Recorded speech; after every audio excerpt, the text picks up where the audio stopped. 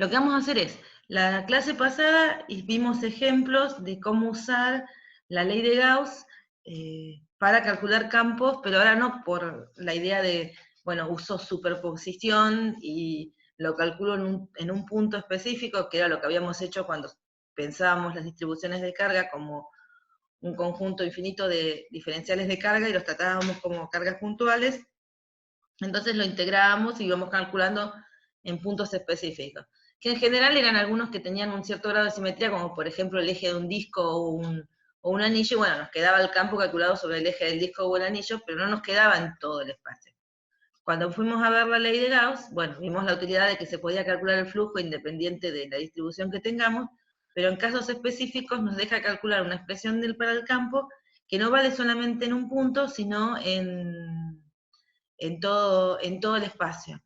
Entonces, probamos con una esfera y ahora que tenía una densidad de carga, entonces calculamos dentro y fuera de la esfera, analizamos la simetría, probamos con un hilo fino, un alambricito bien finito, que era tan fino que despreciamos el espesor, entonces terminamos diciendo que lo único que íbamos a calcular era el campo por fuera. Y ahora lo que vamos a hacer es un alambre recto y largo que tiene un radio R y carga uniforme Q, y cargado uniformemente con una carga Q que está distribuida en su superficie. Entonces, el dibujo que tienen, que se muestra acá, es el de un corte del alambre donde se representan las cargas ubicadas en la superficie. Y hay tres marcas a puntos, que uno es el radio del alambre, y dos que van a representar las dos regiones en las que tengo que trabajar, porque acá, al no despreciar el espesor del alambre, al tener área el alambre, vamos a tener que empezar a suponer que puedo llegar a querer calcular el campo dentro del alambre y el campo fuera. Entonces, acá nuevamente tenemos la frase de uniformemente distribuida, pero está en la superficie. Así que vamos a tener una densidad superficial de carga, que la palabra uniforme nos dice que va a ser constante y que la vamos a poder calcular como la carga dividido el área en el que está distribuida. Y lo vamos a suponer largo al alambre, o sea, nos dice el enunciado, no nos dice que el radio sea mucho menor que el largo, bueno, pero lo vamos a suponer. Si nos dicen que el alambre es largo, asumimos que lo vamos a poder tratar como un alambre infinito, y mientras no nos digan que vayamos a calcular los bordes, podemos asumir que tenemos condiciones de simetría. O sea, para aplicar Gauss, uno empieza por analizar la simetría de la distribución de cargas, no tanto del soporte, no tanto del lugar donde ponemos las cargas, sino cómo están distribuidas. En este caso, las distribuimos uniformemente en superficie, así que la simetría del soporte, que es el alambre, es igual a la simetría de la distribución de carga, o sea que es cilíndrica. Eso quiere decir que si la analizamos, que yo voy a ver la misma distribución de cargas, ya sea que lo tenga, por ejemplo, en la dirección en la que lo estoy poniendo ahora, o que lo invierta. Si yo lo invierto en 180 grados, o sea, si llamamos eje Z al eje del cilindro, si yo lo roto alrededor de un eje perpendicular al eje del cilindro 180 grados, la distribución de cargas no cambia, y si yo roto sobre sí mismo el cilindro alrededor de su eje, tampoco cambia. Esa misma distribución tiene que estar relacionada con el campo. Entonces, ¿qué distribución, qué simetría tiene el campo? O cómo se traduce la simetría de la distribución de carga a las componentes que tengo que considerar del campo. Acá dice Matías, dice que la componente es radial. Fíjense una cosa, si yo eligiera la misma cilíndrica, bien, entendieron bien esa parte. Sí, porque si yo eligiera tanto dentro del cilindro, del alambre como fuera del alambre, que tuviese, por ejemplo, una componente paralela al alambre, rotar al alambre 180 grados nos cambiaría la componente que elegimos. Si la elegimos en la dirección hacia la izquierda y paralela al alambre, nos daría hacia la derecha, y eso no tendría que ocurrir porque la distribución de carga que yo vería parada en un punto no cambiaría al rotar los 180. Y si lo roto sobre sí mismo, parada en este punto, veo una rotación del cilindro, yo no vería cambios en la distribución de cargas, pero si pongo un campo también me giraría, entonces no puedo tener componentes en la dirección paralela a la línea, ni en la dirección perpendicular a la pantalla. Solamente puedo tener en la dirección radial, que no me va a cambiar la dirección del campo con ninguna de las dos rotaciones. Entonces, el campo debe ser radial y depender solo de la distancia R, porque eso también lo vemos. Si me muevo a otro punto sobre un cilindro concéntrico al alambre, no debería, puedo hacer todo el mismo análisis, con lo cual a la misma distancia no debería cambiarme el valor del módulo del campo, idem con la región interior. ¿Cuál sería la superficie gaussiana más adecuada para determinar el campo en todo el espacio? Y cuando aclaro en todo el espacio, mientras ustedes, la misma cilíndrica, fíjense en que aclarar en todo el espacio, justamente lo que les dije al principio, es usar Gauss para determinar una expresión del campo que yo puedo utilizarla, en este caso por regiones, porque voy a tener dos regiones, el adentro y el afuera del radio, pero cuando termino de escribirlo la puedo escribir a lo sumo a tramos, pero la puedo escribir en una función que después yo reemplazo el valor de R y obtengo el campo en el punto que yo deseo. Así que un cilindro concéntrico con el alambre. Obviamente no podemos decir solamente un cilindro. Si yo pongo un cilindro concéntrico, estamos seguros que nos va a servir para calcular Gauss. ¿Qué pasa si no lo pongo concéntrico? Si lo corro un poco, ¿por qué no puedo usar un cilindro que esté levemente desplazado del eje? Vamos a ir contestando. Uno de los comentarios es que el flujo no es el mismo en toda la superficie. Y el otro es la distancia al cable no sería constante. Vamos a empezar a aclarar esto. El flujo no es el mismo en toda la superficie. El campo no es el mismo a través de toda la superficie. Así que el valor del flujo nos va a mantener constante, pero como el campo, como bien están diciendo ustedes, no nos queda independiente, no nos queda sobre la superficie del cilindro con una dirección definida y siempre la misma dirección respecto al diferencial de área y constante como para que haga todas las cuentitas, como dice Matías, las cuentas serían difíciles y no podría sacar el campo de la integral, como lo voy a hacer ahora en un ratito, y no podría determinar una expresión para el campo. O sea, sí puedo calcular el flujo, pero probablemente no, me va a dar lo mismo, tanto si yo lo pongo un cilindro un poco desplazado acá, o un cilindro desplazado del eje por fuera, mientras se cumpla que estará totalmente afuera o totalmente adentro, pero no me va a permitir usar el campo. Como dice Matías, las cuentas serían difíciles y no voy a obtener una expresión del campo en forma genérica. Entonces, por eso tenemos que respetar la simetría del problema. ¿Cuántas regiones debo considerar? Ya se lo adelanté, que tienen que ser dos, una para R mayores al radio del alambre y otra para R menor al radio del alambre. Bueno, ahí sí está la gaussiana que quería ver si aparecía. Bien, acá la acabo de dejar, es el cilindro concéntrico, en este caso está por dentro, y vamos a ir viendo cómo hacemos las cuentas un poquito rápido. Entonces, siempre empezamos por el lado del flujo, de la expresión de escalar diferencial de área. Y acá con las simetrías del problema, empezábamos a aplicar la idea para llegar a la expresión de que es 2pi LR, que era, si tanto adentro como afuera, si existe un campo tiene que ser radial. Las tapas, cuando hacemos el producto escalar, se nos van, porque el campo es paralelo al diferencial de área, el producto escalar nos da 0, o bien porque todo el campo está pasando tangente a la superficie de las tapas, así que no hay flujo, no atraviesan líneas de campo, nos queda solamente la superficie gaussiana, eso nos queda la integral abierta de E por el diferencial de área, y esto de que era radial y la superficie curvada tiene el mismo radio, sale de la integral y nos queda E por el área de la parte curvada, y el área de la parte curvada es la longitud de la circunferencia, 2pi por R, por el L, que es la longitud del cilindro. Entonces, esta parte la podemos resolver y sabemos que esta expresión nos vale tanto por dentro como por fuera. Entonces ahora centramos la atención en la parte de la carga encerrada, que ahí sí nos va a depender de qué región estamos tratando.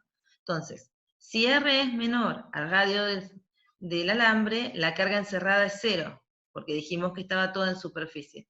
Eso nos lleva a que el campo por el área de la gaussiana quede igualado a 0. En consecuencia, como el área de la gaussiana no va a ser 0, lo que tiene que ser 0 es el campo. En la segunda región, tomamos uno de radio mayor al radio del cilindro, es un cilindro igual a este, pero más grande. En ese caso, la carga que encierra es toda la carga del cilindro. Entonces yo puedo escribir esto como Q sobre 2pi epsilon 0 LR. Bien podría haber escrito esto, podría haber escrito sigma por el área del cilindro, pero como el dato era Q, dejé Q. El primer comentario. Acá no podemos llamar lambda a la densidad de carga porque está en la superficie del alambre. Por eso fíjense en que los dibujitos son crucecitas que están sobre la superficie. Entonces, en el mejor de los casos, si yo quisiera pensar solo lo que encierra la gaussiana y lo acoto a una región del cilindro, este L que aparece acá es el L de la gaussiana, y el Q que aparece acá es sigma por 2pi, el L por el R de la gaussiana. ¿Sí? Perdón, por el R del cilindro. Y nos quedaría en función de sigma. Ahora vamos a ver que se puede hacer esa cuenta. Acá como el dato es Q, yo asumo que los bordes, que como es largo el cilindro, los bordes casi ni me van a afectar, entonces evalúo a la superficie gaussiana como tomando toda la carga del cilindro, por eso va la Q arriba, y dejo el L, que es el L de la longitud. Si miran esta expresión, es idéntica a la que calculamos la semana pasada para el campo de un hilo finito. O sea, pero esto tiene esta expresión está valiendo para un radio mayor al radio del alambre. Y esta misma expresión habíamos obtenido si era todo un hilo finito. Esto no es la primera vez que nos pasa, o sea, cuando vimos esferas, vimos que afuera de la esfera el campo era el mismo que hubiéramos tenido si teníamos toda la carga de la esfera ubicada en el centro. Bueno, con el alambre nos pasa lo mismo. El campo del alambre, fuera del alambre, va a ser el mismo que tendría si toda la carga estuviese ubicada sobre una línea que pasa por el eje del alambre. Pero por dentro, obviamente, va a depender de cómo esté distribuida la carga por dentro del cilindro. ¿Cómo es el gráfico del módulo del campo versus R? Esto, como no tenemos pizarrón, yo lo dibujé, así a grosso modo, tengan piedad del dibujo. Fíjense que tenemos que de acá en R viene 0 y después toma la expresión que decae de la hipérbola. Esto sería el módulo del campo en función a la distancia al eje del cilindro. Y este es el radio del cilindro. Evidentemente estamos viendo que hay una discontinuidad. Esa discontinuidad nos podemos preguntar cuánto vale. Para calcularla, ¿qué tendríamos que hacer? ¿Cómo calculamos la discontinuidad del campo? ¿Cuánto vale el límite? Vean, viendo si el límite tiene el límite de R, tomamos el límite para R tendiendo R. Claro, el límite para R tendiendo R, por R es de distancia al eje menores al radio del cilindro, ni hay que tomarlo porque nos da 0. Nos queda tomar este de acá, que es fácil porque como la función no diverge en R, es directamente reemplazar el radio del cilindro. Entonces nos queda Q sobre 2pi L por R del cilindro, que nos daría sigma. Entonces la discontinuidad es de sigma sobre epsilon 0. Así que si reemplazamos en la expresión de acá el radio del cilindro, nos queda sigma sobre epsilon 0, que es lo que el otro día les dije, que cuando estaba hablando del disco, les dije, bueno, cada vez que tengan una distribución superficial, les va a pasar que en la superficie hay una discontinuidad en el campo y siempre les va a dar sigma sobre epsilon 0. Y le dije, bueno, ahora me lo queden, porque se los doy para un caso, pero va a empezar a pasar cada vez que me encuentre con distribuciones superficiales. Después hay variantes, o sea, de esto. Uno empieza después a armar distribuciones que respeten las simetrías que trabajamos, como para saber qué superficies gaussianas pone, pero con distinto grado de complejidad. De hecho, dentro de un rato vamos a ver algunos ejemplos más. Pero la cuestión acá es la otra simetría con la que vamos a trabajar. Y la otra simetría está relacionada con una placa cargada cuya área es mucho mayor a su espesor y tiene densidad sigma uniforme. Esto después se puede extender a una placa que no tiene una densidad superficial y la puedo suponer como una sucesión de placas, o sea, lo puedo aplicar también en Gauss ahí, o la puedo considerar que la placa no es tan grande, pero yo no estoy tan lejos, que eran las cuentas que hacíamos el otro día, ¿se acuerdan? Cuando decíamos, bueno, la placa puede ser cuadrada o puede ser circular, mientras sea plana está todo bien. Pero si se acuerdan, el otro día decíamos, bueno, si yo me acerco mucho a un disco y la distancia en la que estoy del disco es mucho menor que el radio del disco, la expresión me tiende a la de un plano infinito cargado.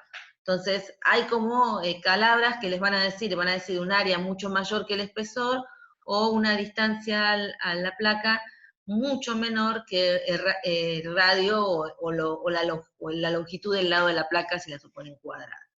En cualquier caso, lo que nos están dando un indicio es que esta placa tiende a un modelito de un plano infinito cargado. O sea, podemos preguntarnos primero, ¿qué simetría presenta la densidad? Obviamente simetría plana, o sea, está toda en un plano, clavo un eje perpendicular al plano y en cualquier punto y lo roto, no veo cambios en la distribución de carga independiente del ángulo que lo rote, y eso tiene que reflejarse en el campo. Entonces, si yo pienso en un campo, pongo un punto frente al plano y trato de ver qué componentes puede tener.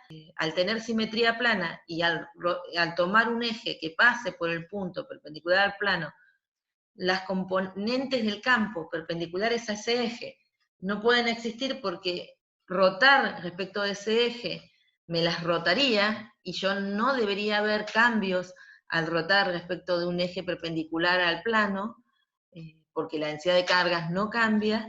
Entonces asumo que las componentes paralelas al plano no existen, dan cero. Eso también lo podían hacer, lo hicimos la clase pasada, eligiendo diferenciales de carga alrededor y viendo que siempre encuentro un simétrico que me anula la componente paralela al plano. Entonces me quedo con la componente perpendicular. Debemos elegir una superficie que represente esa simetría y nos preguntamos cuál superficie sería la adecuada para un plano que tiene simetría plana. Una caja. ¿Qué condición le tenés que pedir a la caja? O ayude a alguien. ¿Qué condición le pediríamos a la caja? Dijimos que el campo es perpendicular hacia el plano.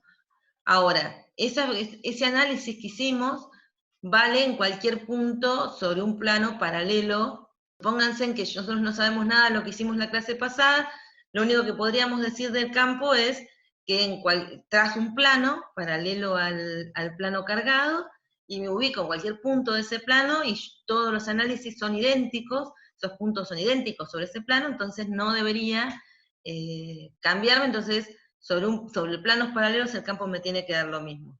Podemos saber, como vimos, que además el campo no solo vale lo mismo sobre todo un plano paralelo a la placa cargada, sino que también vale lo mismo en placas sucesivas, digamos. Pero eso, para lo que es Gauss, no nos preocupa tanto. Entonces, ahora nos dice que dos caras sean paralelas al plano, y así que quedan perpendiculares, solo tenés el flujo de las caras, perfecto, que las dos caras se encuentren a la misma distancia del plano, perfecto. Entonces, haciendo eso, el porqué ya lo tenemos.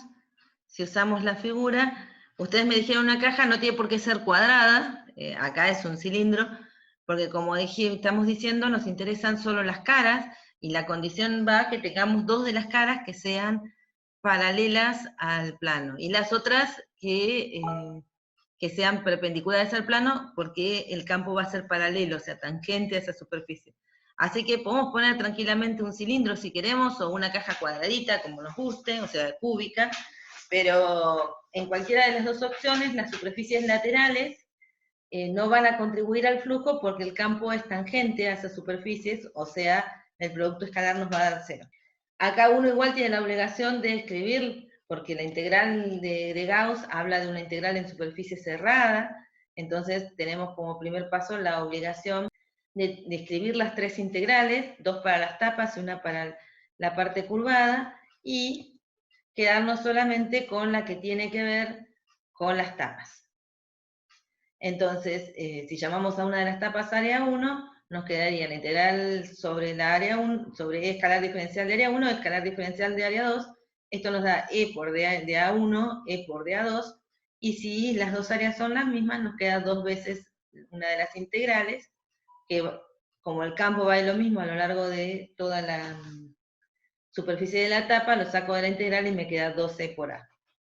O sea que todos los análisis que hicimos antes era para poder escribir esta integral de información. Y nos preguntamos cuál es la carga encerrada por la superficie gaussiana, entonces tenemos que chusmear acá y decir, bueno, va a ser la parte de la densidad superficial de carga por el área A de la gaussiana. Escribimos la carga encerrada de sigma por la integral del diferencial de área, entonces sigma por A, con A el área de las tapas de la gaussiana. Entonces el campo, cuando igualamos 2E por A a sigma por A, nos queda sobre epsilon 0, cuando reemplazamos la integral y la carga encerrada, llegamos a, primero, que el módulo es sigma sobre 2 epsilon 0, y tenemos que darle una dirección. Entonces, porque no podemos quedarnos solamente con el módulo. Entonces lo que recordamos es qué análisis hicimos para hacer las contribuciones de las tapas, y era que asumíamos que el campo era saliente y paralelo al diferencial de área, saliente en este lado y saliente en el otro lado, pero en la si elegimos esto como la dirección Z, sería, cuando Z es positivo, va en la dirección... ¡Ah, bingo! Miren, eso por cambiar la dirección. Vamos a llamarle X a esta, si no se me metía de pata. Bueno, por el signo de X, si el campo está en la dirección del eje, si ponemos el eje X coincidiendo con el campo, entonces si X es positivo, queda con signo positivo, y si estamos del otro lado del plano con X es negativos, queda con el menos I. Así que esto es para terminar de escribir la dirección. Lo pueden escribir así, o pueden escribir E igual a sigma sobre 2 epsilon 0, si X es mayor que 0, y menos sigma sobre 2 epsilon 0 ni si X es negativo. Y obviamente si la placa es negativa, lo que tenemos que pensar son campos entrantes hacia la dirección de la placa. Bueno, con esto tratamos todas las simetrías posibles. El objetivo de estas preguntas es que me digan en cuáles de las siguientes distribuciones de carga puede aplicarse Gauss. Aplicarse Gauss sería más específicamente para determinar el campo eléctrico, ¿sí? O sea, para obtener en todo el espacio. Entonces, ¿cuándo podemos utilizar Gauss para obtener en todo el espacio? Y empezamos con los ejemplos. ¿Qué opinan de usar la ley de Gauss para obtener el campo en todo el espacio en un anillo de radio R? Una consigna. El tema es que no tenés que poner una superficie cerrada, así que si pones un toro, se te va a complicar bastante calcular el flujo. Sobre todo porque no te va a dar la misma expresión del campo, aunque no es tan fácil que te dé la misma expresión del campo aún con un toro. Recuerden que las líneas de campo no se cierran sobre sí mismas, se hacen como si fuera, a ver, ¿cómo puede ser? Como si agarraran un ramillete y lo apretan al medio, entonces cuando van pasando por el anillo, se van poniendo como perpendiculares al área del anillo y después se curvan. Justo no puse el dibujo acá, pero no les quedan inclusive las mismas, y sobre el plano del anillo les da perpendicular al anillo. Es como que no tienen una buena simetría sobre el eje, pero es solo un eje. O sea, pueden analizar la simetría para saber cómo tiene que ser el campo sobre el eje, pero no van a tener suficiente simetría para poder calcular el campo con Gauss de una forma sencilla. O sea, siempre pueden encontrar una superficie, podríamos ponernos a analizar de poner ese toro y ver cómo es, pero recuerden, por ejemplo, que no va a ser lo mismo estar cerca de la región del medio del anillo que estar fuera, que estar, quiero decir, no voy a poder, el dibujo me va a quedar horrible, pero si hacemos un anillo, no va a ser lo mismo estar en esta región que estar, por ejemplo, en esta, por acá, ¿sí? Entonces, aunque hagamos un toro, o sea, una dona alrededor del anillo, el campo que te dé en este lado de la dona no va a ser el mismo que obtendrías acá. sí va a ser el mismo para todos los puntos, o sea, si este es el anillo, un círculo acá adentro va a tener el mismo campo, pero no nos va a dar lo mismo que si trazamos algún círculo por acá afuera para cortar la dona. Y ya eso solo con el plano. Imagínense tener que analizar en otra dirección.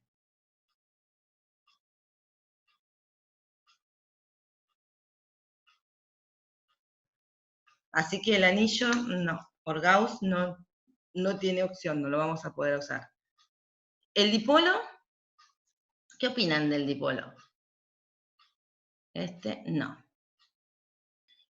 O al menos tiene espesor, no es despreciable, y su longitud es 2 veces su radio. ¿Podremos usar Gauss acá? Claro, acá no me dice, en los que están más despiertos, los demás están medio dormiditos todavía, no, porque el campo no sería solo radial. Perfecto, cerca de los bordes de ese alambre, que ahora no sería tan despreciable, tendríamos un campo, o sea, cuando nos vamos acercando al borde, tendríamos un campo que se va desviando de la dirección radial hasta quedar paralelo al alambre.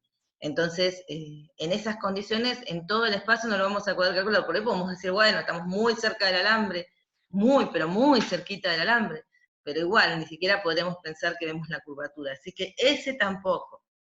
Y el alambre de radio R y longitud 50 veces R, ¿qué opinan con ese?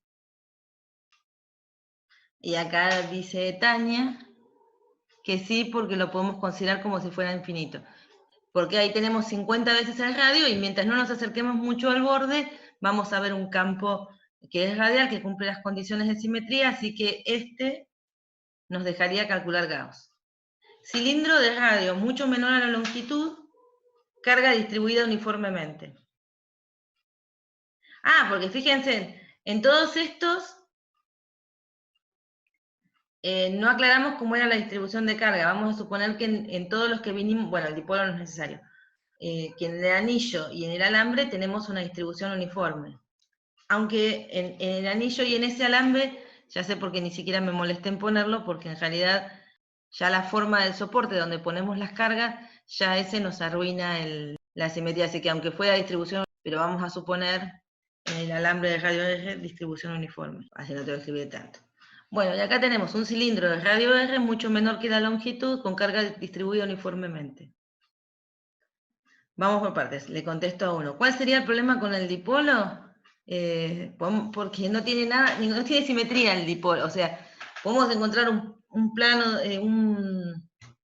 no podemos encontrar una superficie en la cual podamos decir que el campo tiene una relación con el diferencial de área definida, o sea, está siempre con el mismo ángulo respecto al diferencial de área y vale lo mismo a lo largo de toda la superficie. El problema con el dipolo es que no tenemos simetría para poder resolver la integral de flujo, el lado de la integral de flujo. Podemos saber cuál es la carga neta que encierra la gaussiana, pero no podemos encontrar una gaussiana que nos ayude.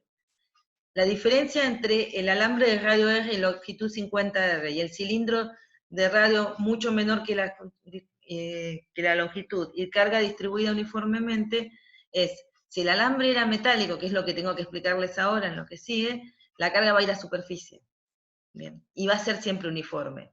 En los materiales conductores, a menos que si tengo solo el alambre y tengo que calcular el campo de ese alambre, entonces la distribución va a ser uniforme sobre ese alambre. En el caso del cilindro de radio eje con carga distribuida uniformemente, podemos poner con carga distribuida uniformemente. Si quieren acá le ponemos, les digo la intención que tenía ayer, que no lo escribí del todo porque lo escribí muy tarde, que ρ es igual a ρ0. Ahí lo que decimos es que a ese cilindro no tiene la posibilidad de acomodar las cargas, como vamos a ver dentro de un ratito, entonces la densidad va a ser volumétrica. En general, para que tengamos eso, tenemos que pensar en materiales en donde las cargas no pueden desplazarse a través del material. Ahora vamos a ver un mejor detalle. Pero en general, alambres metálicos y demás van a tener densidades superficiales, mientras que en otros tipos de soporte, como un aislante o demás, podría llegar a lograr tener alguna carga el material, pero que están fijas, que no pueden moverse. Acá tengo un comentario. Bien, no, está diciendo que acá se puede. Entonces el cilindro, vamos a suponerlo, pero como dice también podría estar en superficie. Igual si les dicen un cilindro cargado uniformemente y no les dicen superficie, tienen que asumir que está en todo el volumen. O sea, la aclaración de ρ igual a ρ0 en ese caso no es necesario. Y en el caso del alambre van a ver que tampoco es necesario, por eso a mí me traicionó. Esta estaba después y cuando la pasé para acá me olvidé de terminar de aclarar. Entonces, esta va. Esfera hueca de radio R con una carga puntual ubicada en R/2 de su centro. Y, estuve re dormida ya. Eso por hacer lo último. Esfera hueca de radio R, carga puntual ubicada en R2 de su centro. Y acá la agregamos. Y sigma igual a sigma 0. O sea que tenemos una esfera hueca que tiene radio verde, tiene una carga puntual ubicada a R/2 en su centro y tiene una densidad superficial de carga sigma 0 uniforme.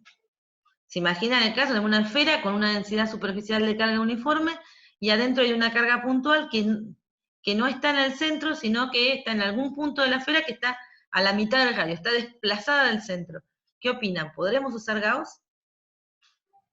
Bien, acá me dicen no, porque al estar desplazada la carga puntual nos desbarata la simetría. Al menos no podemos usar Gauss para calcular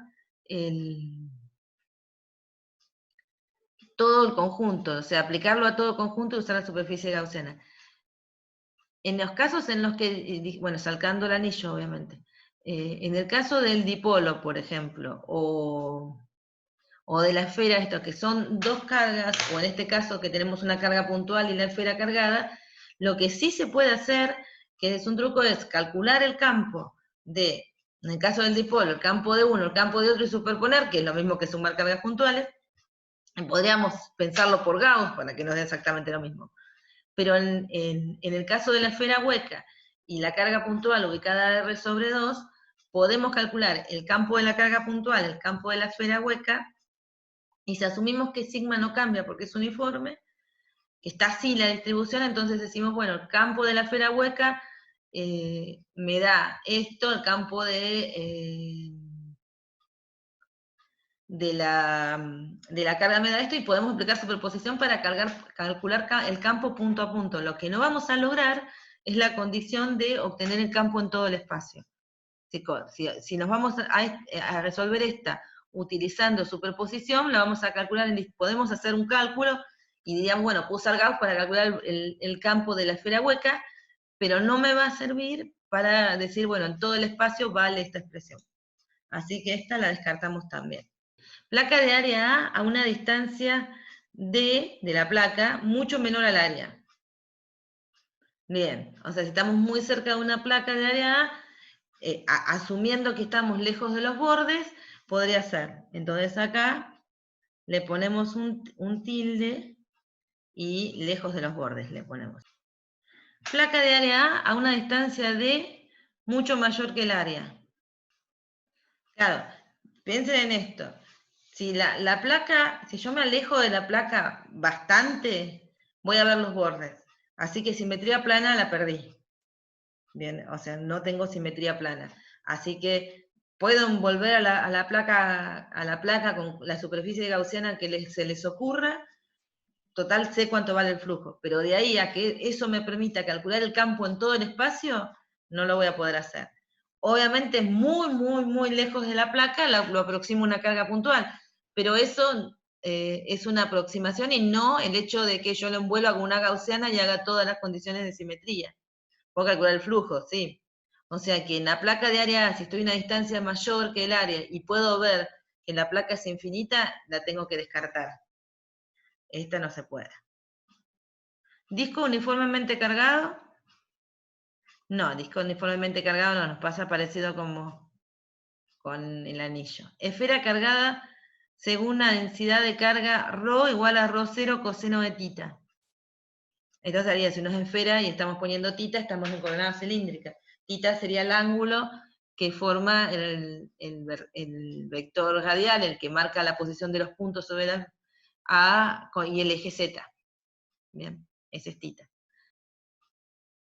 Creo que tampoco, porque fíjense que ahí perdemos la simetría esférica, porque al poner una distribución que depende de uno de los ángulos esféricas, cuando nos paramos, no sé, a tita 0 tenemos un valor de ρ, que es ρ0, y cuando nos paramos, no sé, a tita pi sobre 2, tenemos densidad 0, o sea que depende el punto en el que nos paremos sobre esferas concéntricas, vamos a tener densidades, valor de la densidad de carga diferente, con lo cual no podemos decir que todo esto de roto la esfera sobre sí misma, parado, todos los ejes son ejes, o sea, todos los ejes que pasen por el centro de la esfera son radios de la esfera, pero cuando yo la roto, no voy a decir que sigo viendo la misma densidad de carga, así que no voy a poder encontrar condiciones de simetría para resolver la integral. Esta no, perdí la simetría esférica que era la que me dejaba trabajar. Y la de abajo tiene una ρ que es ρ0 por por la exponencial a la R, e a la R. Ahí me decía Tania que tiene que depender del radio solamente. O sea, o es constante o depende del radio, así que no importa qué tan fea sea la dependencia de ρ, esta respeta la simetría esférica, porque a la misma pongo una esfera concéntrica con la esfera que estoy trabajando dentro de la esfera y veo que a la misma distancia del centro tengo el mismo valor de densidad. Así que si la roto como quiera que la rote, voy a seguir viendo la misma densidad y van a valer todos mis argumentos de simetría para decir que el campo es radial y esféricamente simétrico. Así que esta sí. Bueno, ponerle estos casos eran como para que ustedes, no sé, se analicen y que depende de lo que les diga el enunciado, siempre recuerden, placas que pueda suponer para las condiciones del problema que son infinitas, alambres que pueda suponer que son lo suficientemente largos como para no ver los bordes que son infinitos, o esferas con distribuciones que son esféricas también, que respetan la simetría esférica. Esas son las condiciones en las que puedo aplicar Gauss para calcular el campo en todo el espacio. Y obviamente si yo tengo distribuciones que tienen simetría, le hace 3 esferas en el espacio, podría calcular el campo de las 3 esferas por separado y aplicar superposición. Pero eso me daría siempre el campo en un punto. O sea, podría determinar en problemas sin simetría aplicar superposición, pero cuando aplico superposición en general no tengo expresiones que me queden genéricas para todo el espacio. Tengo expresiones que valen en un punto o en el mejor de paso en un eje, pero hasta ahí. Bueno, y ahora sí lo que les quería contar de cómo obtengo esas, que si hubiera estado antes de las preguntas estas, hubiera sido más fácil el tema de las preguntas, que es cómo obtengo determinadas distribuciones de carga. Entonces lo que tenemos que hablar es conductores en equilibrio electrostático. O sea, nosotros hablamos cuando empezamos la materia, de qué era el equilibrio electrostático. El equilibrio electrostático es cuando uno puede ser que en el caso de los conductores, que las cargas pueden moverse, las cargas estén en una posición, cuando yo aplico un campo, al tener la libertad de moverse, se acomoden. Yo no miro el momento en que las cargas están yendo a sus posiciones para quedar finalmente fijas en una nueva distribución cuando aplico un campo, sino miro el final. O sea, puedo mirar la distribución antes de aplicar el campo y la distribución después de aplicar el campo, que son dos distribuciones de equilibrio. Pero no voy a mirar el momento en el que yo encendí el campo eléctrico o acerqué a un objeto cargado y se reacomodó toda la distribución. Ese momento no. Entonces el equilibrio electrostático es cuando llegamos a las configuraciones finales, no los transitorios. Vamos a analizar qué les pasan a los conductores cuando campo. Entonces, lo primero que tenemos que decir es, en un conductor uno estima que tenemos cargas libres capaces de moverse distribuyéndose en presencia de un campo eléctrico.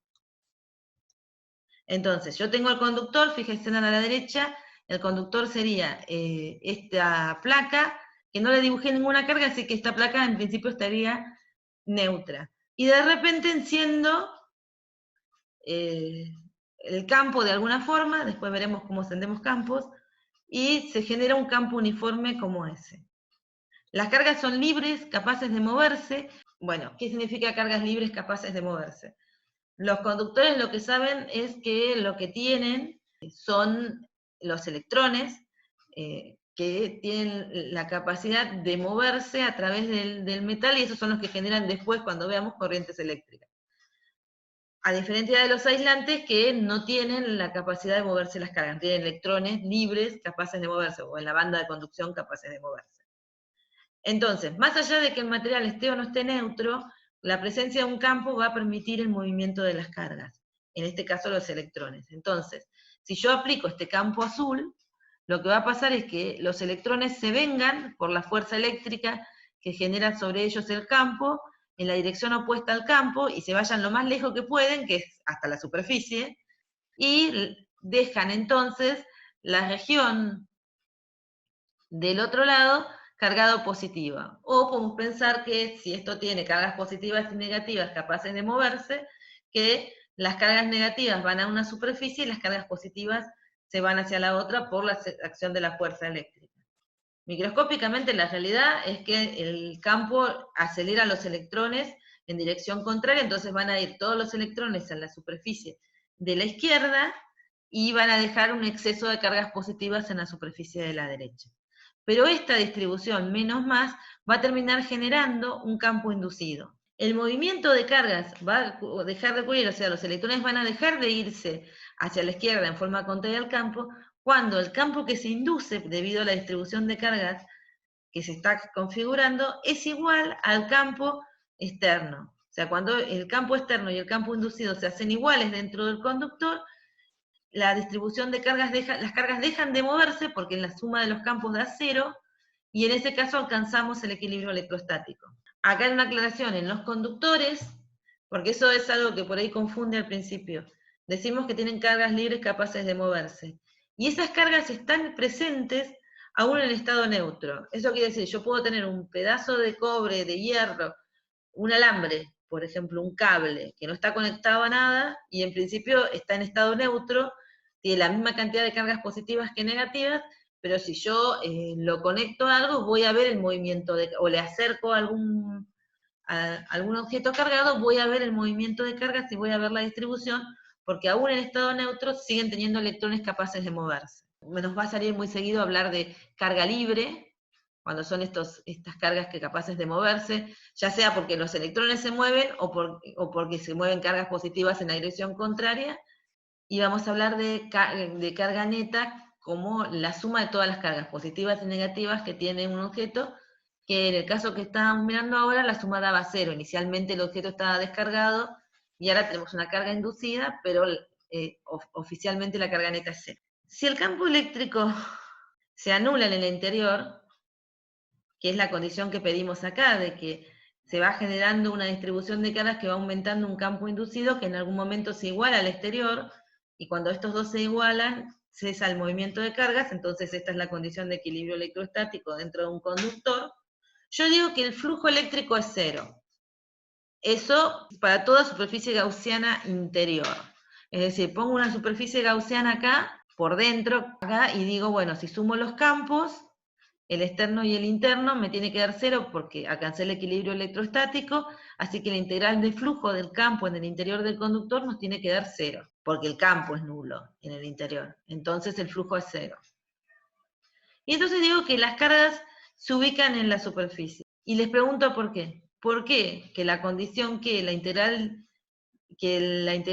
campo sea cero, que nos lleva a que la integral de flujo nos dé cero, obliga a que las cargas estén en la superficie. Les contesto las preguntas. Primero, contéstenme por qué yo digo que las cargas tienen que estar en la superficie como condición de que el flujo nos dé cero. Porque el flujo nos da cero, las cargas tienen que ir a la superficie. Y después les contesto a María y a Ariel. Bueno, el tema es este. Si yo digo que el flujo es cero, quiere decir que la carga neta encerrada por la superficie gaussiana sobre epsilon cero da cero. Si yo pongo cualquier superficie gaussiana dentro del conductor, como las cargas fueron a la superficie, dentro del conductor siempre el flujo da cero. Eso quiere decir que la gaussiana que elija, sea la forma que sea, no va a tener que incluir en su interior cargas. Lo que preguntan los chicos recién es el campo inducido no es... O sea, yo tengo que considerar en cualquier región del espacio el campo que producen todas las distribuciones de carga. En este dibujo en particular, con las condiciones que puse, el campo no va a estar fuera del conductor, pero es por un dibujo. Yo cuando tengo que considerar el campo en cualquier punto del espacio, es el campo de todas las distribuciones de carga, más el campo que yo aplique externamente de alguna forma. Así que sí, tengo que sumar todas. Lo que pasa es que en algunos casos nos va a quedar que ese campo inducido que se genera... nos da cero también afuera. En este caso nos va a dar eso, ahora lo vemos en 2 segundos. Pero el campo inducido no es un campo que esté solo dentro del material. O sea, el campo inducido lo que nos asegura es que dentro del material el campo total sea cero, que dentro de un conductor el campo total dentro del conductor se tiene que anular, porque si no se anula siguen moviéndose las cargas hasta que eso ocurra. Fuera quedará lo que quede.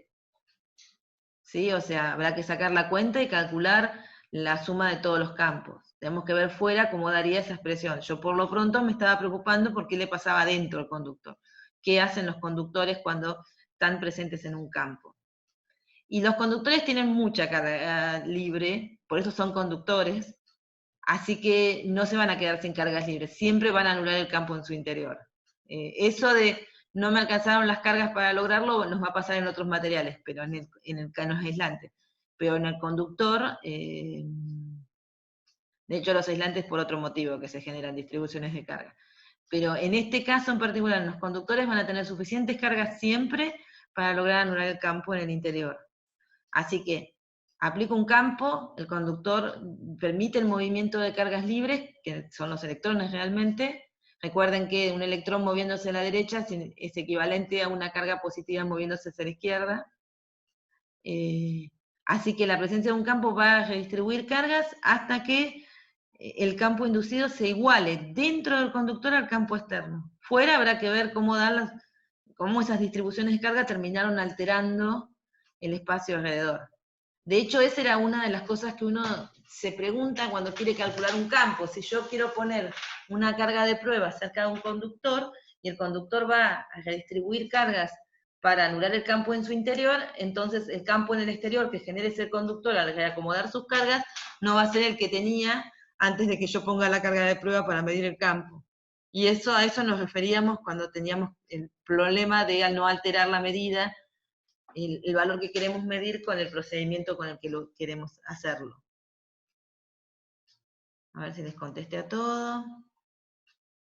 Ya me habían contestado, porque para que el flujo de cero no tiene que haber carga dentro de la superficie gaussiana. No es María, sino Pablo.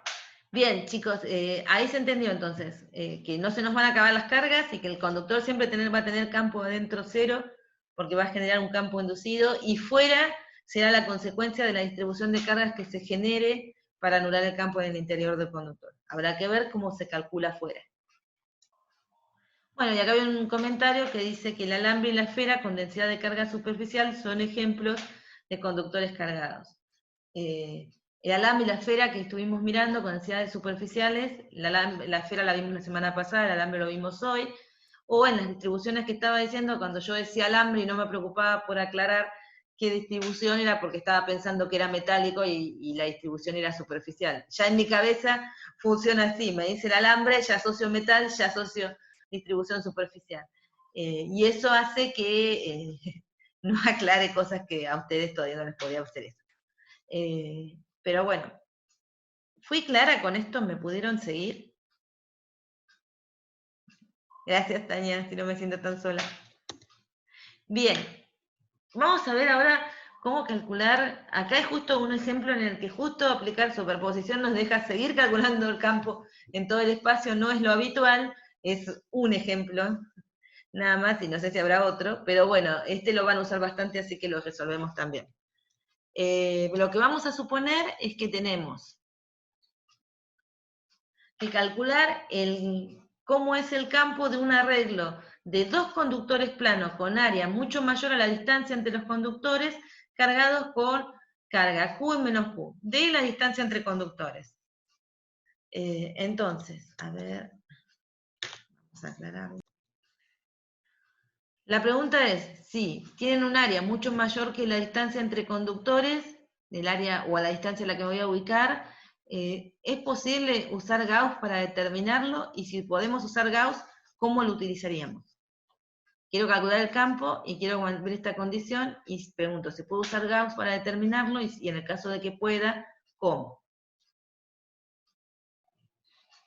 Sí, por superposición. A ver, entonces tenemos, como dijimos hoy, una de las opciones es aplicar Gauss y después principio de superposición.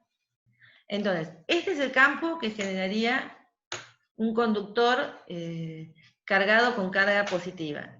Fíjense, el conductor lo estoy pintando de rojo para que se vea, está cargado con carga positiva, y si el campo que calculamos nos da, si este fuera el eje X, el eje perpendicular a los planos, nos queda sigma sobre 2 epsilon 0 negativo en el lado izquierdo del conductor y positivo en las X positivas. Y acá estoy dibujándolo, si quiero también podría haber dibujado flechitas acá, sabemos que es uniforme, así que las densidades de flechita las puedo seguir escribiendo en toda la región. Está escrito así para que ahora voy a poner el otro conductor, el que está cargado negativo.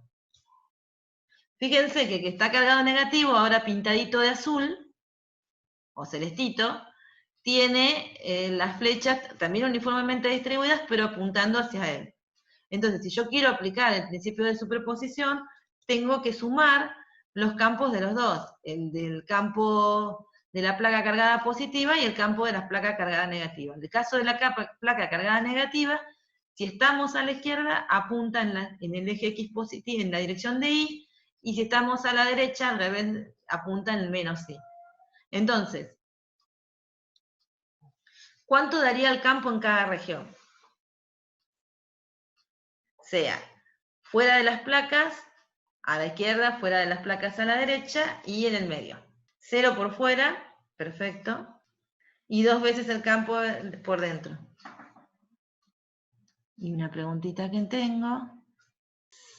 Para que lo podamos calcular en todo el espacio, sí, las placas tendrían que ser bastante paralelas, porque si no, si las llegamos a inclinar un poco, nos vamos a encontrar con que punto a punto tenemos que sumar los dos vectores, entonces no nos va a quedar una expresión en todo el espacio.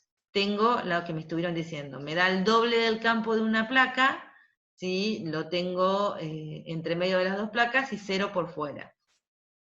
Acá lo que suponemos es que tengo el eje X, este es X, acá está el 0, y acá está D. ¿Sí? Entonces, 0 para las X negativas o X mayor que D, y 2 veces el campo entre 0 y D. Ahora, la otra es aplicar Gauss a todo el arreglo, porque son conductores. Entonces, al ser conductores, nos dejan jugar un poquito más con Gauss, y podemos calcularlo sin tener que aplicar superposición. Fíjense en cómo. Este me lo robé de un libro, ahora. Dice modelo idealizado porque estamos tratando las placas como si fueran infinitas, ¿no? No estamos mirando los bordes. Entonces, fíjense, dijimos que estos conductores, si los miramos de a uno, lo que tienen que hacer es distribuir la carga en su superficie. Pero además de distribuir la carga en su superficie, esta superficie no tiene cargas positivas de este lado ni negativas de este, el otro conductor, porque al estar enfrentados, las cargas se acercan, son atraídas, las cargas positivas atraen a las negativas, entonces, como los conductores este estaba cargado positivo, todas las cargas positivas en exceso vienen a la superficie interior, y en este caso, todas las cargas negativas en exceso del conductor cargado negativo van hacia la superficie interior, y la otra superficie queda neutra. Entonces, ¿yo qué puedo hacer? Y puedo agarrar y poner superficies gaussianas, pero no que atraviesen a mi conductor, sino simplemente que lleguen hasta el interior de los conductores. Entonces, si por ejemplo miran S1, yo cuando aplique la gaussiana acá, esta es una cilindrito como teníamos hoy, yo puedo ver que la superficie, que es una tapa que está dentro del conductor, al poner la condición de campo eléctrico nulo, esa tapa no contribuye. La parte que es perpendicular al conductor no contribuye porque el campo sería tangente, así que solamente contribuye una de las tapas. Y ahí es que nos sale el doble, ¿bien? Porque el factor 1/2 salía del sumar 2 tapas, ahora tenemos una sola.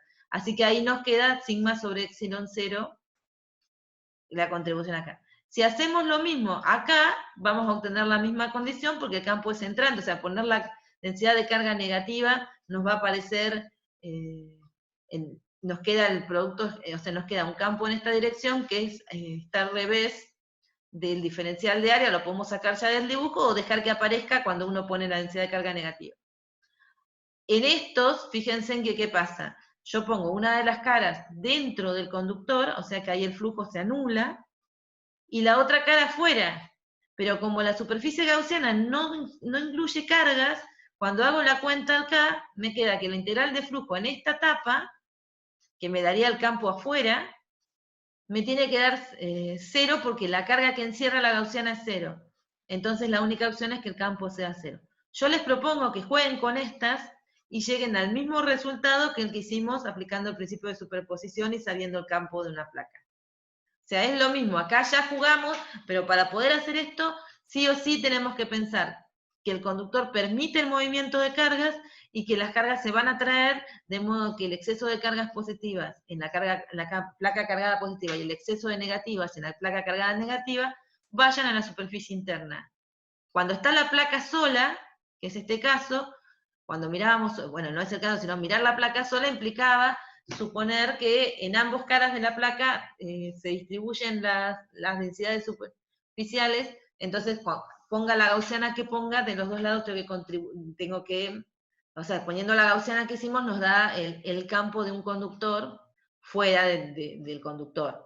Ahora, y si pongo una así, como esta, y no existe esta placa, yo tengo que tener la densidad de carga toda en la superficie, así que esta va a agarrar cargas. Y si no está esta placa, esta densidad de carga está en las dos superficies. Y se aplican Gauss en esas condiciones, pensando que es un conductor y en el interior no va a haber campo, van a llegar al mismo resultado que cuando aplicamos Gauss con una superficie que atravesaba la placa. Y no pensábamos que tenía espesor. Pero cuando los enfrentamos, las distribuciones de cargas toman esta forma y entonces el campo cambia. Si tenemos las placas finitas, no lo podemos considerar como planos infinitos, el dibujo real es este. Fíjense en que este es el caso que que aproximamos, porque dijimos dos placas de área A con una distancia mucho menor que el área de las placas, y pensamos en un campo que era perpendicular a las placas, que es más o menos la mayoría de lo que ocurre en toda la región interna entre las dos placas. Si nos acercamos a los bordes, empezamos a ver las desviaciones, y si estamos fuera, las líneas de campo que aparecen son muy escasas comparadas con la densidad de líneas de campo que hay entre las placas. Entonces, esto, que es en realidad el problema que estuvimos considerando, es lo que ocurre si yo estoy pensando en dos planos que no pueden ser, dos placas que no pueden ser considerados planos infinitos. Es una buena aproximación si estamos en las condiciones del dibujo. Bien, o sea, si nos alejamos de los bordes y si suponemos que el área es mayor que la distancia. O sea, este dibujo estaría representando la verdadera condición que resolvimos. Bien, esto es un modelo, está idealizado para intentar resolver esta condición, y cuando vemos el dibujo que seguía, es claro que no está tan mal como lo idealizamos. Seguimos con conductores en equilibrio electrostático. Esto es otra cosa que tenemos que ver. Ya medio nos dimos cuenta con los planos que cuando estamos pensando en conductores, que las cargas se pueden mover, tenemos que pensar que las cargas se van a redistribuir en presencia de otras cargas, entonces el campo que yo voy a obtener cuando cese la redistribución de cargas y se alcance el equilibrio electrostático, no es el mismo que el que yo obtendría si tuviese los conductores con las cargas cargados o no solos. Entonces, analizar cómo se distribuyen las cargas en el equilibrio electrostático es el paso 1 de los problemas cuando tenemos que considerar materiales conductores. Acá lo que nos muestra es un conductor esférico, que sería lo amarillito, con una carga puntual Q ubicada en su centro, que es positiva. No sé si se alcanza a ver bien, pero tiene un signo positivo. Y igual se deduce de cómo son las líneas de campo que están tratadas de dibujar con las flechitas azules. Lo que vamos a suponer en el primer caso es que el cascarón está neutro. Eso quiere decir que el cascarón, el conductor esférico hueco, que vamos a llamar cascarón, que está dibujado con amarillo, no tiene cargas en exceso, tiene la misma cantidad de cargas positivas que negativas, pero es un conductor. No tiene cargas en exceso, pero sí tiene suficientes cargas libres. ¿Cómo se distribuyen las cargas? ¿Cuánto valen Q interno y Q externo? O sea, la presencia de esta carga puntual en el centro genera un campo que atraviesa el conductor, y ese campo va a alterar la distribución de cargas del cascarón, y queremos ver cómo quedan las cargas y si este campo penetra o no al cascarón. Entonces lo primero que decimos es que como el cascarón es un conductor, va a anular el campo en su interior. Nos preguntamos por qué. Después de tanto hablarles, ¿pueden decir por qué? Por el campo inducido. Bien, entonces tenemos estas flechitas de campo, no estarían entrando, o sea, de la carga puntual sí, pero tendríamos que generar un campo inducido opuesto al campo azul. Si hacemos una gaussiana, que son las líneas punteaditas de acá negras, y calculamos el flujo, nos tiene que dar 0, porque dentro del conductor el campo es 0. Pero eso está igualado a la carga neta encerrada por la gaussiana sobre epsilon 0. O sea que la carga neta encerrada nos tiene que dar 0. En los conductores dijimos que las cargas no pueden habitar en el interior del conductor, tienen que ir hacia la superficie. En los conductores en equilibrio electrostático, las cargas no pueden estar en el interior. Cuando alcanzan el equilibrio, las cargas quedan en la superficie. Entonces, si hay cargas, esto les van a hacer a la superficie interna y a la superficie externa. Yo lo que tengo que hacer para poder sacar cuál es la carga que va a la superficie interna, para deducir que la carga en la superficie interna es menos Q, es poner que la carga que encierra la gaussiana es la carga puntual más la carga en la superficie interna. Y eso nos tiene que dar 0. Entonces eso tiene que dar 0, Q interno tiene que ser igual a la carga puntual. Tiene que ser en valor igual a la carga puntual. O sea, toda la superficie interna tiene que dar una carga menos Q. Ahora, la densidad va a depender, tengo que dividirla por el área. Y obviamente, al poner la carga puntual centrada, la densidad de cargas en la superficie interna del cascarón va a tener que ser uniforme. Para sacar la carga en el cascarón, en la superficie externa, lo que pongo es la condición de cuánta carga tenía realmente el cascarón. El conductor, que era el cascarón, tenía una carga total 0 porque era neutro, entonces tiene que ser la suma de la interna más la externa. De acá puedo decir que la interna vale menos Q, con lo cual la externa tiene que valer más Q. ¿El campo es nulo en la cavidad? O sea, sabemos que en el conductor es 0. ¿En la cavidad es nulo? ¿Se contrarrestarán los campos de la Q interna y la carga puntual? ¿Qué opinan? ¿Qué intentarían hacer para poder contestar esa pregunta? Bien, ahí alguien me contestó. Gracias, Joaquín. Una esfera gaussiana dentro de la cavidad. Claro, para poder contestar la pregunta, yo me lo verificaría. Antes de decir algo, pondría una esfera gaussiana y vería qué pasa dentro de la cavidad. ¿Respeta la simetría esférica? Sí, porque al poner la carga puntual en el centro, la Q interna y la Q externa se distribuyen en forma uniforme en el cascarón, así que puedo aplicar Gauss para resolverlo. Entonces aplico Gauss, tengo que calcular el campo en la cavidad, integrar el diferencial de área, asumo la simetría esférica, y eso es la carga neta encerrada sobre epsilon 0. Acá empezamos de este lado a resolver lo que hacemos siempre. Si tiene simetría esférica, si hubiese un campo en el interior, tiene que ser radial y esféricamente simétrico, así que es paralelo al diferencial de área, así que lo puedo escribir en una superficie por diferencial de área.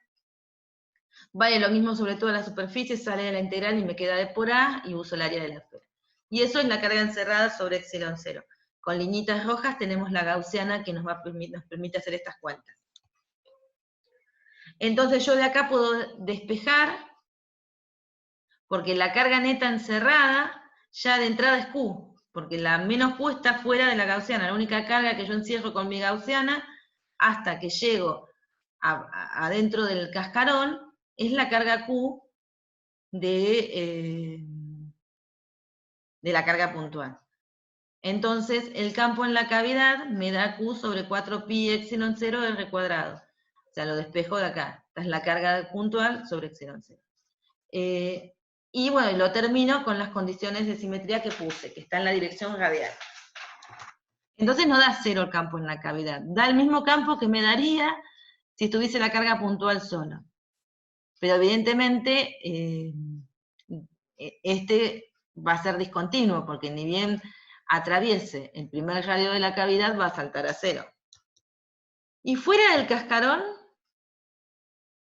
afuera, una gaussiana afuera, a ver si dibujé, la verde.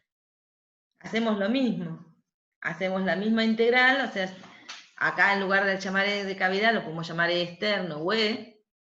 Va a seguir cumpliendo las condiciones de simetría esférica, así que todo el lado que aplicamos para resolver la integral, el lado del flujo, lo podemos aplicar y nos queda E por 4pi R cuadrado.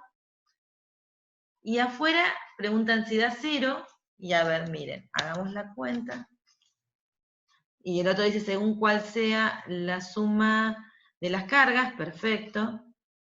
Se comportaría como Q, como si hubiese una carga Q, ¿no? Porque la carga total de adentro es Q. Perfecto, esa es la respuesta. Ahora vamos a ver si esto se me corre y me deja verlos a ustedes. Fíjense en que pongo el campo exterior por 4pi R cuadrado, todas las condiciones para resolver el lado de la integral de flujo es la misma, y acá tengo que poner la carga neta encerrada, que es la carga puntual, la carga en la superficie interna y la carga en la superficie externa, con lo cual me da una expresión del campo que sería lo mismo que si toda la carga estuviese en el centro. Entonces lo tengo definido en 3 tramos. El tramo interior a la cavidad, el tramo sobre el conductor y el tramo exterior al conductor. ¿Es continuo el campo? No, perfecto. Porque fíjense que cuando yo paso de la región interna al conductor, o cuando salgo del conductor y paso a la región externa, tengo saltos, porque voy de esta expresión, que el máximo valor que toma es el radio interno de la cavidad, por ejemplo, está acá el radio interno de la cavidad, voy a 0, y cuando aparezco acá, subo de vuelta un valor de campo que empieza en el radio externo, en el valor con el radio externo de la cavidad y empieza a decrecer. O sea, tengo dos saltos, 2 discontinuidades. Esas 2 discontinuidades están relacionadas con la presencia de densidades superficiales de carga en la superficie interna y externa del conductor, y valen, si hacen la cuenta, sigma sobre epsilon 0. Les va a dar la densidad superficial de carga interna sobre epsilon 0, menos sigma sobre epsilon 0 en el interior, la discontinuidad del campo, y la discontinuidad en la superficie exterior también les va a dar, pero en este caso más sigma sobre epsilon 0. Así que yo les propongo que hagan esa cuenta y verifiquen que tienen eso, que les da justamente la densidad de carga que tiene la superficie sobre epsilon 0 la discontinuidad en el campo. Bueno, otro ejemplito más, pero ahora es tenemos las mismas ideas, pero en lugar de tener un cascarón neutro, tenemos un cascarón conectado a tierra.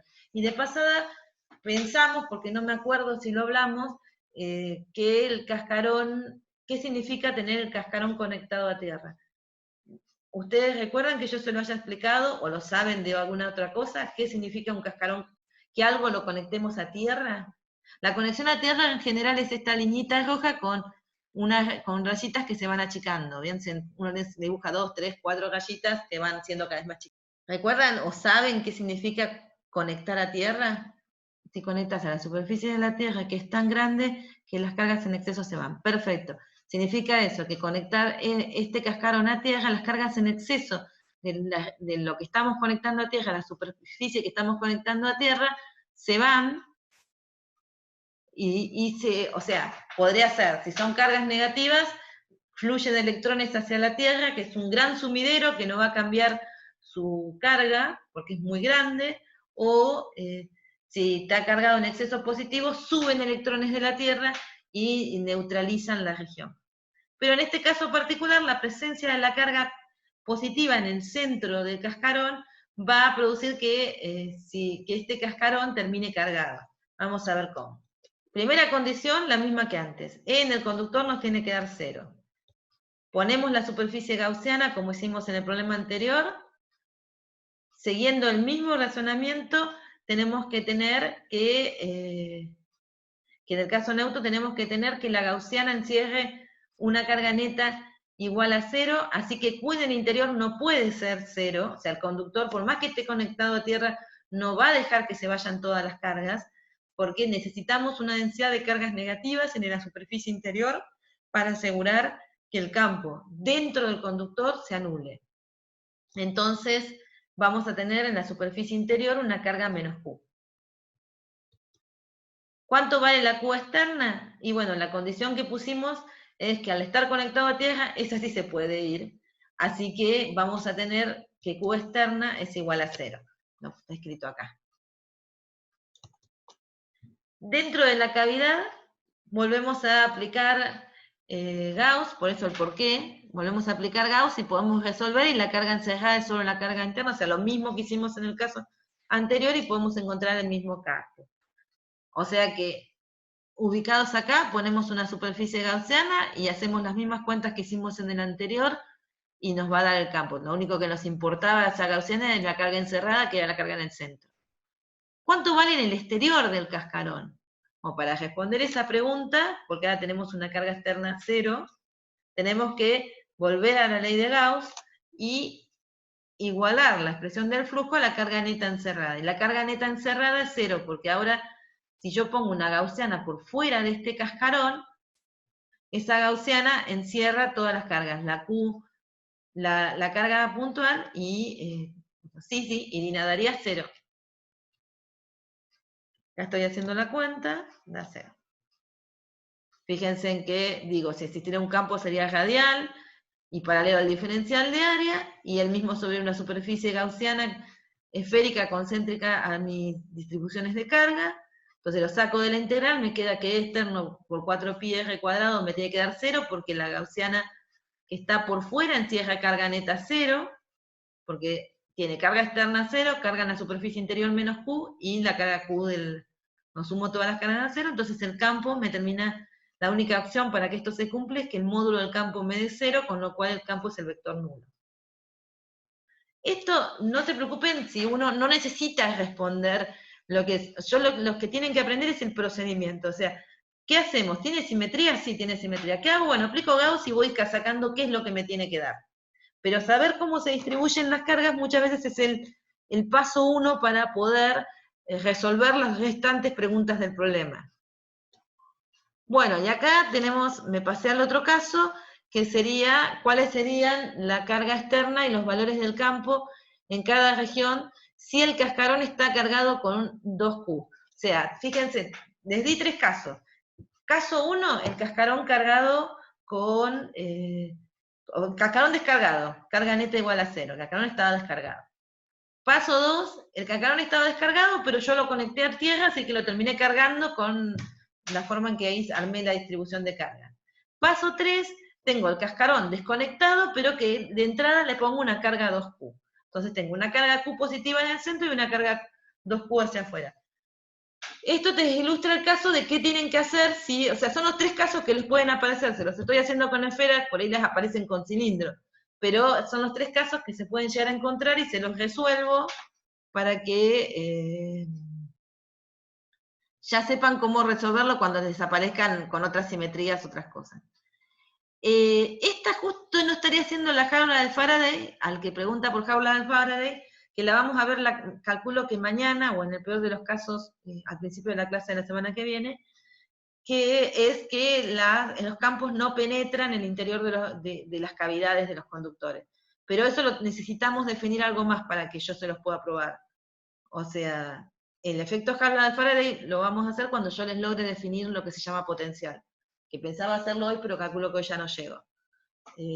Pero lo importante es que, o sea, lo vamos a ver mañana, jaula de Faraday y lo que sería efecto punta o descarga de corona, que son esto de campos más intensos en las puntas, los pararrayos y demás. Pero necesitamos definir potencial, o sea que es una magnitud nueva que vamos a definir mañana. Esto por lo pronto no estaría funcionando como una jaula de Faraday, pero... Bueno, entonces hagamos los mismos procedimientos que hicimos antes. La carga en el conductor vale 2Q, igual que en los casos anteriores. Tengo una carga interna y externa en la superficie del cascarón. Bien, acá las estoy escribiendo. Pongo la gaussiana. La carga neta encerrada me tiene que dar 0. O sea que eso nos termina dando menos Q. Esto es lo mismo que antes, no cambió en nada. Pongo la gaussiana. El conductor tiene que tener campo 0 en su interior, entonces la gaussiana me lleva a que la carga neta encerrada me dé 0, y eso me dice que la carga puntual del centro más la carga en la superficie interna del conductor me tiene que dar menos Q. Vamos por la externa. La externa hago la misma cuenta y pongo que la carga que tiene el conductor cascarón externo tiene que ser la carga que fue hacia la superficie interna más la que está en la superficie externa. Y eso nos tiene que dar la carga neta del cascarón, que es 2Q. Con lo cual de ahí yo saco que a la superficie externa fueron 3Q. Ese es el procedimiento, o sea, no se preocupen si tienen menos 5, menos 8. A la interna siempre va a venir menos la carga que tienen en el interior. Y a la externa lo que sobre. Entonces, si hacen este procedimiento no tienen peligro de equivocarse. En la cavidad del campo es el mismo que calculamos antes, ahí está dibujada la gaussiana en trazos puntuados rojos, que ustedes tendrían que calcular si tuvieran que demostrar que la expresión les da eso. Y fuera del cascarón, tienen que hacer el mismo procedimiento que antes, pero ahora tienen que ver cuál es la carga que encierra, entonces nos queda el campo externo como 3Q sobre 4pi epsilon 0R.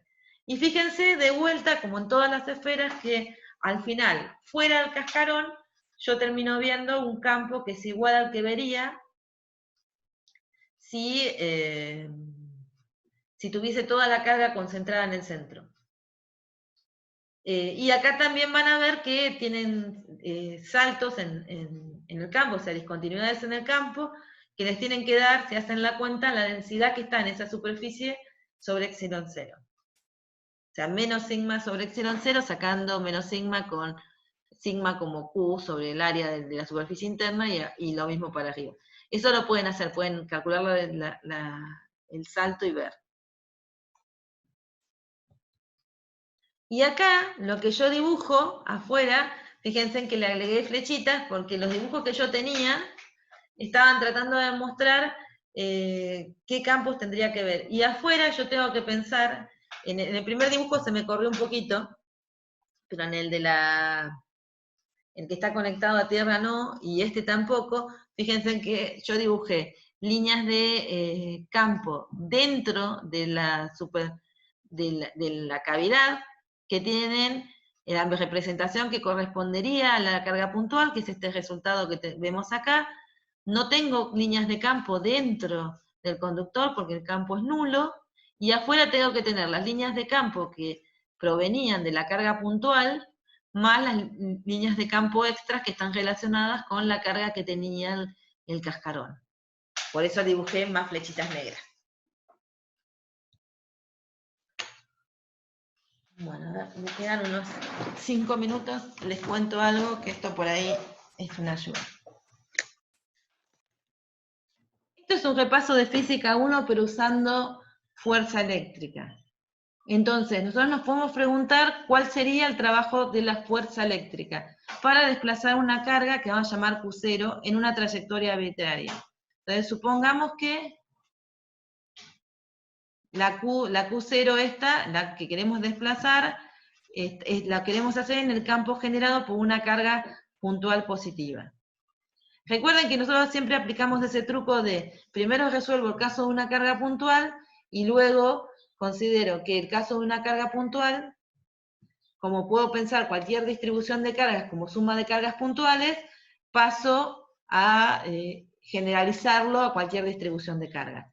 Entonces, quiero calcular el trabajo generado por la carga generado por la fuerza que genera la carga Q positiva sobre una carga Q0 cuando lo desplazo, por ejemplo, de A hacia B.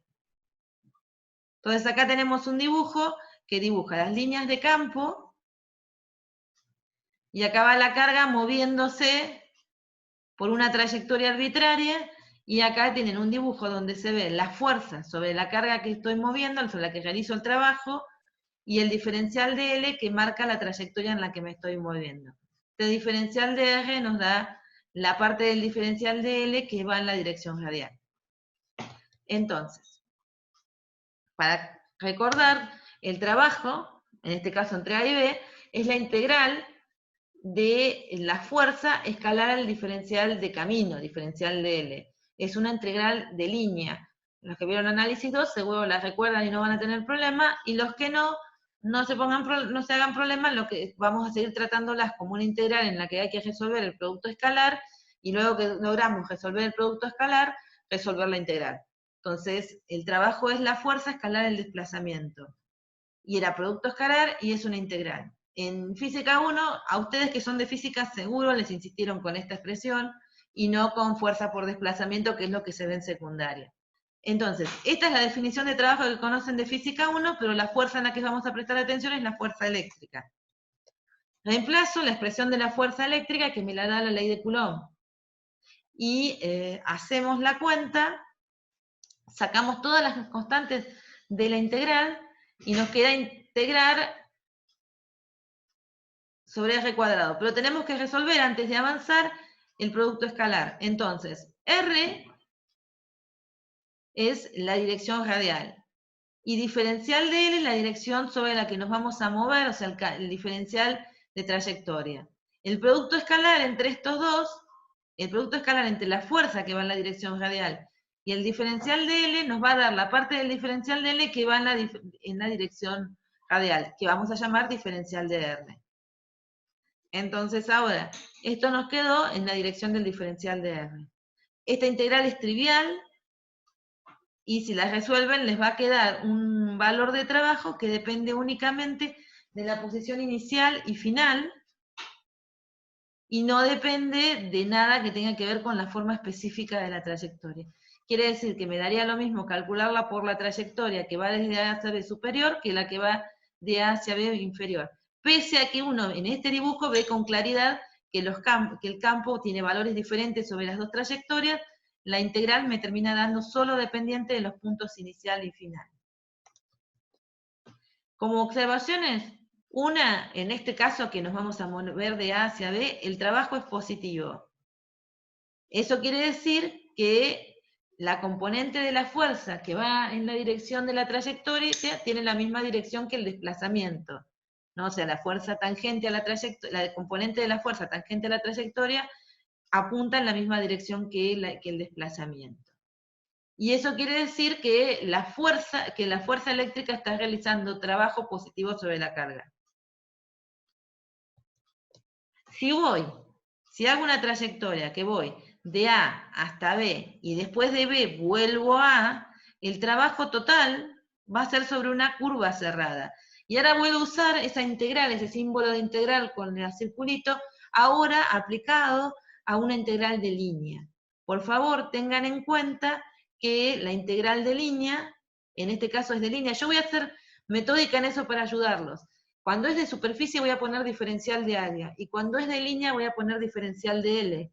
Pero en algunos libros, depende del que agarren, a veces le llaman DS al diferencial de camino, y ustedes terminan confundiendo integral de flujo con integral de línea. Flujo le voy a poner de área, de diferencial de área, y camino voy a poner diferencial de L. Y si agarran algún libro donde aparece el diferencial de S, fíjense en si están hablando de la ley de Gauss o de la circulación del campo eléctrico. A esta integral, o a esta, es la integral de circulación del campo eléctrico, es una integral de línea. Y esta superficie, este símbolo, es que lo hago en una trayectoria cerrada. Antes, cuando tenía un diferencial de área, era un área cerrada, ahora es en una trayectoria cerrada. Bien, porque como depende únicamente de los puntos inicial y final, cuando yo reemplazo RA también en lugar de RB, el final vuelve a ser RA, la integral me da 0. Y acá yo les pregunto qué significa que la integral de cero. ¿Se acuerdan? Perdón, o que la integral de cero o que la integral me dependa solo del punto inicial y final y sea independiente de la trayectoria. El trabajo no depende de la trayectoria, sino nada más de los puntos inicial y el final, de donde empecé y a dónde terminé. Eso les daba una característica acerca de las fuerzas. La fuerza es conservativa. O sea, la fuerza eléctrica es conservativa. O sea que le vamos a poder asociar una energía potencial. Y acá les hago una pregunta más, porque suele aparecer, ¿qué pasa si hago una trayectoria a R constante? Parto de A, supónganse, y me vengo hasta este punto, que está también a RA de distancia. Bueno, lo que tienen que ver es que si yo reemplazo RA acá, me va a dar 0, claro. En este caso en particular me voy a encontrar con curvas donde mover a la carga no me genera ningún trabajo.